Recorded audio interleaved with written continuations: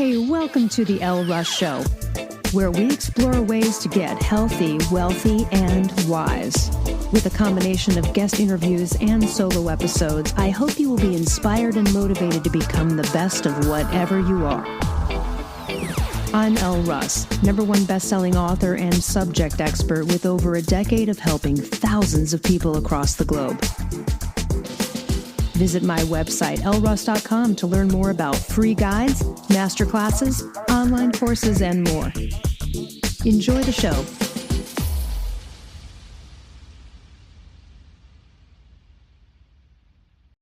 Hi, welcome back. I want to talk about cultural jealousy, and this will make sense in a minute. I've spoken about jealousy many times. We need to talk about it again. It is such a factor in your potential personal life downfall. And if you want to succeed and you want to be happy, you have to get rid of jealousy. I mean, not rid of, it's never completely going to just go away. You might have moments, you might have little bites of it here and there, but it's something you have to actively work on.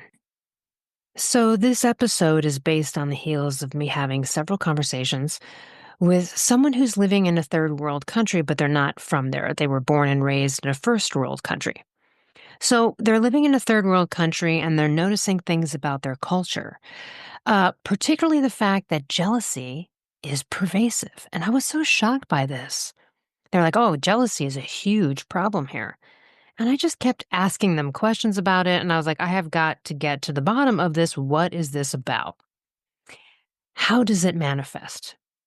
And I was like, tell me why, like, what are the factors? So we went into it, and then I went down an entire rabbit hole into this topic, into this culture, because it is such a clear, real life, active demonstration of the consequences of jealousy and why you need to work on it and why it's one of the biggest hindrances to happiness and success. So in certain cultures, and I'm not going to name the names, but there's a fear of jealousy leading to supernatural retaliation, like black magic and curses. And let me run that by you again. That means there's a fear, like let's say I'm successful, like I become really successful.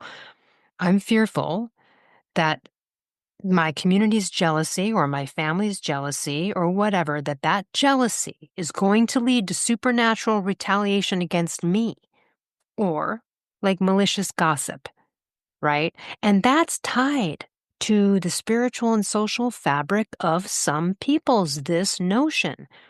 And let me tell you something about those peoples. They ain't thriving. They're not thriving. They don't ever rise above. Their countries never become successful. They don't have infrastructure. They don't have money. The people are poor.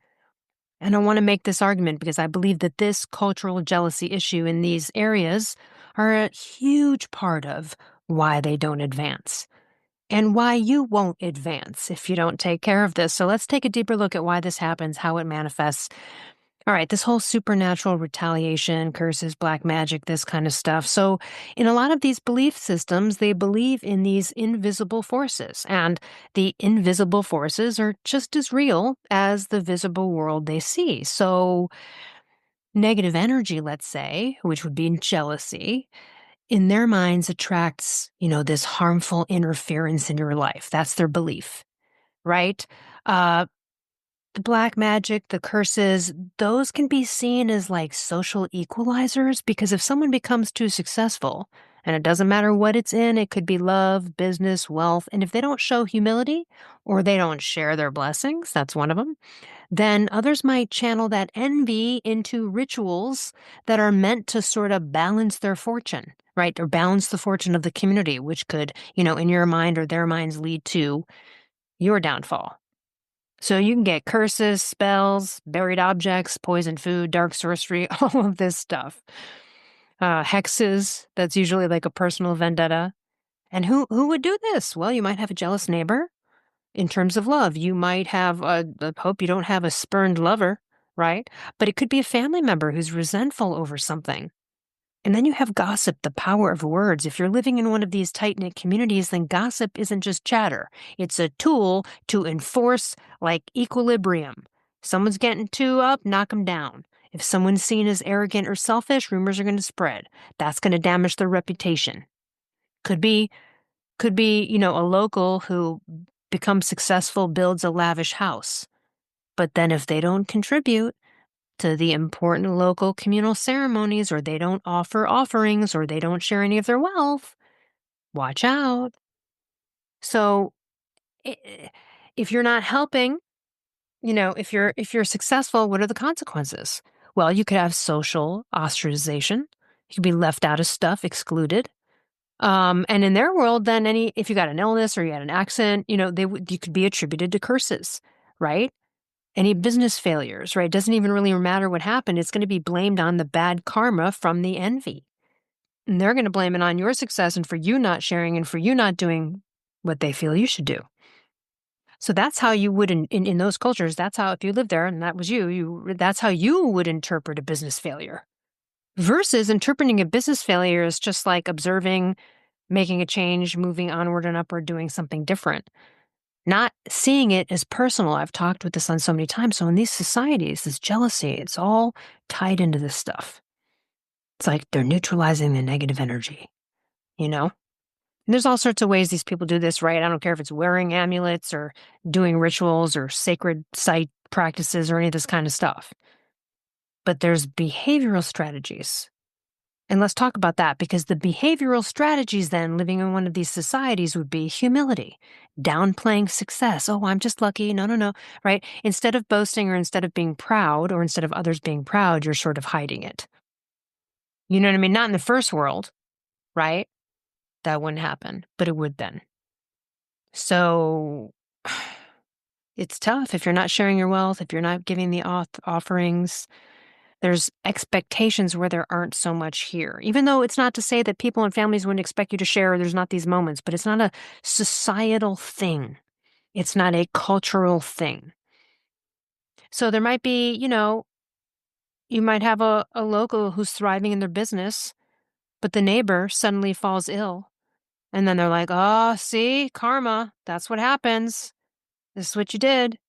You get backlash, you know what I mean? So you might have a dispute over inheritance, and that could lead to, like, let's say someone has a certain pain and they're like, oh no, now a curse needs to be removed because, see, that's why that happened. And you might be like, yeah, oh, well, I don't believe in black magic and I'm not living in a third world. And I'm like, I know, but I want to tell you about this cultural jealousy that's so entrenched in their societies and why they're kept at a base level, why they're not thriving, because even the minute amount of jealousy or comparison you might have needs to be attended to so that you're not getting this. I don't mean not getting the bad karma. I mean not being able to move forward and succeed and advance.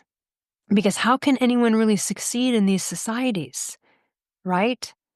That this fear of the success is tied to like a fear of disrupting harmony. And all of this stuff sort of a check on individualism. It's reinforcing collective values. Those are their beliefs. If you're an outsider, I'm not expecting you to go live in a third world country. You would have to adjust to understanding this. I live in a cul-de-sac here in California. I don't expect any of my neighbors to pitch in or chip in to the well-being of our community. I don't get jealous when they get a new car. I'm like, oh, right on, they got a Range Rover. That's nice, awesome, good for them. Like, I just don't care. But these wealth gaps, they fuel jealousy in our society, but definitely in their society, because other people are struggling big time in those societies, and there's big disparities. So this instinct too, this whole cultural thing could lead to people leaving the society, because they're like, well, how am I going to advance if you're suppressing my merit? And I've got fear of envy, then doesn't that discourage ambition? Yeah, it does. So how do we move forward? Well, those societies would have to completely dig deep and reframe success as a collective positive. That's probably not going to happen. Maybe over many, many years. They're too entrenched in their spiritual beliefs, maybe even in some of those tied to religion, right? That would be difficult. That would be very difficult. And listen, jealousy might have served a purpose back in evolutionary psychology, back in hunter-gatherer ancestor days. It could have served us then, but our modern life requires that we move beyond it. The tribe is too big. The community is too huge. We're global. So let's talk about why the opposite of jealousy leads to success, and what are those components. Because when people celebrate rather than resent everyone else's success, then talent and hard work are rewarded. This drives innovation, that drives competition, and that all drives economic growth, which drives the success of the entire society. It's fostering collaboration over sabotage. It's trust, mutual support. These are the things that replace yucky gossip, yucky suspicions, and all this kind of stuff. And this vibe attracts talented people. Even in let's say you have a company, right? If ambition is stifled, if ideas are stifled, they're going to go elsewhere. You're going to lose talent. You're going to have bad turnover. Our society is different. We reward that. I would hate to live in an envy-driven culture. And you might be like, we are in one. It's like, yeah, no, not as bad as the type I'm describing to you in some of these third world cultures. Not this tough. This is real serious stuff. But, if you don't have a fear of standing out, you're going to take more risks, right? You're going to invest. You're going to innovate because you don't have a fear of backlash.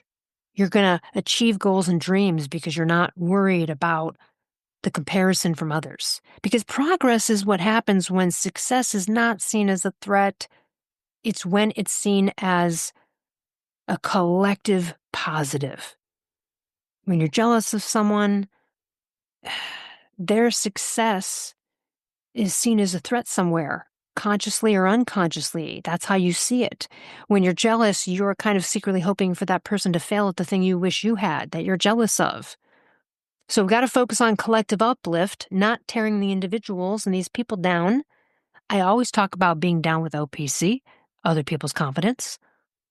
The tech Silicon Valley, they had the sort of like, hey, the collective lifts, very successful industry. And success is going to multiply in your life when you replace jealousy with admiration and replace jealousy with possibility, like, wow, they did it. Maybe you got a jealousy hit here and there. Maybe you get a thing like, wait, hold on a second. You can be like, but they did it. If they can do it, I can do it. Holy shit, they were able to do it and they're not that bright, or they were able to do it and they're not that talented, or any of these kind of judgments. You know what I mean? Fuck, give some credit where credit was due. Oh shit, if they were able to do it, damn. All right, let me get rolling with my life. Lifting each other up instead of pulling people down. I've been talking about this for years, of course. It's so key. And anyway, I want to get into something else. This whole thing we're talking about, this cultural, but it's pervasive in lots of different areas and at different levels. It's called tall poppy syndrome. It's a cultural phenomenon. It's like, here's the thing. It's like where people who stand out, whether that's due to like a talent they have, or it's due to like wealth or prominence, or due to some type of success, they're resented, they're criticized. And this is the worst part, sabotaged. And the term comes from the idea of cutting down the tallest poppies, or in this situation, high achievers, cutting down the tallest poppies to make everyone else appear equal. So the characteristics of this tall poppy shit are high achievers are viewed as arrogant or undeserving, right? So people then are discouraged from excelling because you want to avoid being targeted. If you're more successful, you could face rumors, possibly some passive-aggressive criticism. And then, of course, in order to avoid backlash, you might hide your success. Maybe you'll pretend it was luck. You'll downplay it. People tear down others when they don't feel good about themselves. And they do it to make themselves feel better. And it's a false sense of better. And look, some societies just value equality so strongly that individual excellence is going to be seen as disruptive always. But that's probably not your life unless you're living in one of these societies. So it's the rising tide lifts all boats kind of thing. Success should be admired, not punished. People should be encouraged to excel.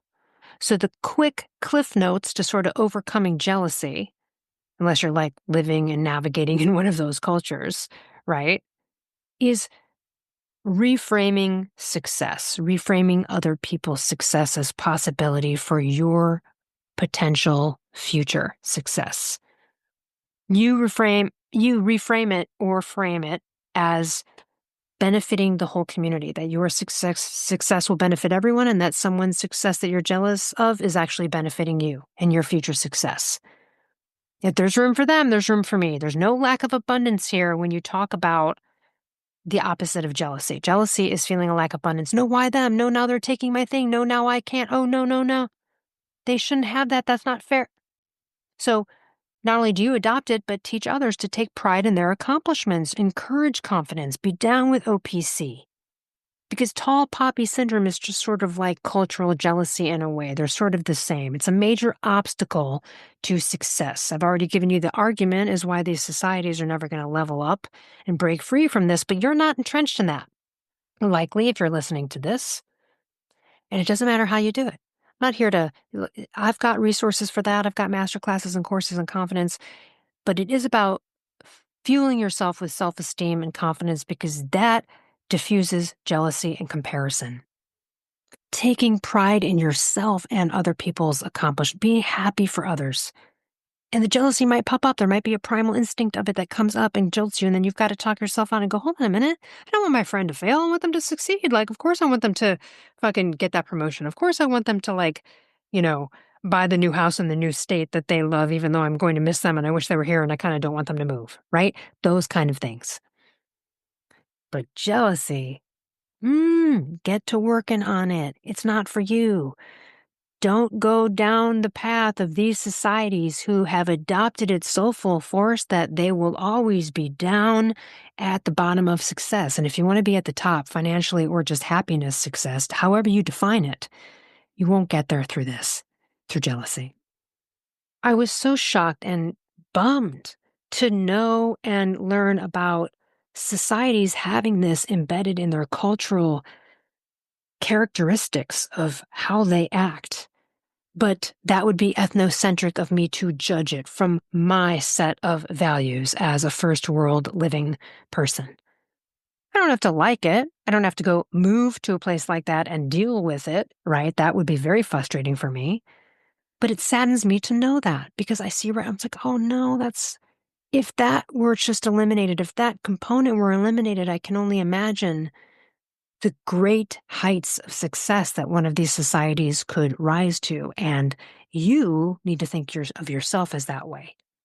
What are you projecting and putting out there? What is your vibe? What is your energy? What are your thoughts about other people's success? What's your community like? Your friends, your tribe?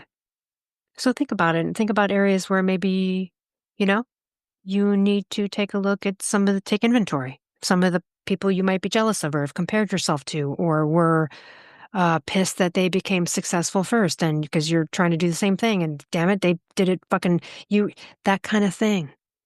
That's all a lack of abundance mindset. It's someone stealing it from you. Someone's having it better. Someone's going to take it away. Someone's going to become more popular, more famous, more wealthy, I don't know. Because there's examples of plenty of people being successful at the same thing over and over again in history. So you got to kind of dampen down the ego primal yuckiness that is jealousy, but it's stemming from a lack of self-esteem and confidence. And that's really what needs to happen. Self-worth, self-compassion, self-esteem, and confidence, they're all sort of wrapped up in one. So no matter how you get there, whether you coach with me privately, take a course, read a book, watch free YouTube videos on any of these topics, do an evaluation and see how much better and how much different your life goes after it. All right, I hope you have a wonderful week. I'll see you next week. Hey, thanks for listening. If you enjoyed this show, I would so appreciate you leaving a review on Apple or Spotify or wherever you get your podcasts. And to learn more about partner discounts on amazing products, visit ellruss.com/discounts.